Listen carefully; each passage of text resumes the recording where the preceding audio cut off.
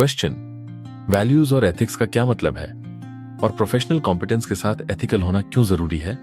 यानी तुमसे पूछा गया है वैल्यूज और एथिक्स का बेसिक मीनिंग क्या है और अगर कोई प्रोफेशनल काम में एक्सपर्ट है तो उसके साथ एथिकल होना क्यों इंपॉर्टेंट है?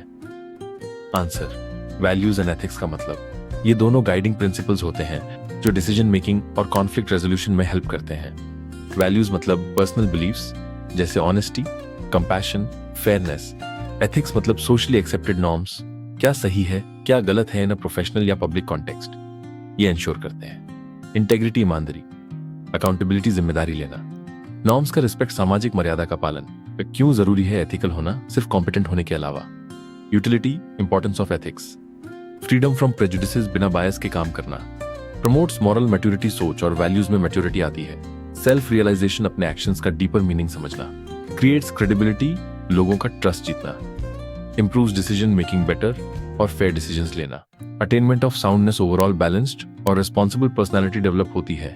एथिक्स का रोल इन प्रोफेशनल लाइफ, एक trust and credibility, ethical conduct builder, यानी अगर लोग तुम पर ट्रस्ट करते हैं और तुम क्रेडिबल हो तो तुम्हारा एथिकल बिहेवियर स्ट्रांग बनेगा। ट्रस्ट किस किस से? कॉलीग, साथ काम करने वाले, क्लाइंट्स जिनके लिए काम करते हो, सोसाइटी, समाज के प्रति जिम्मेदारी। 2, sustainable success, short term gain से ज्यादा लॉन्ग टर्म ग्रोथ तभी पॉसिबल है जब इंटेग्रिटी हो। एग्जाम्पल, टाटा ग्रुप जिसका नाम एथिकल लीडरशिप और सोशल रिस्पॉन्सिबिलिटी के लिए जाना जाता है। 3, बेटर डिसीजन मेकिंग, एथिक्स का मतलब है सही और गलत का फर्क समझना। जब किसी प्रोफेशनल के पास स्किल्स तो होती हैं लेकिन एथिक्स नहीं तो वो करप्शन या बायस की तरफ चला जाता है। एथिक्स हेल्प करता है क्लियर, फेयर और रिस्पॉन्सिबल डिसीजंस लेने में।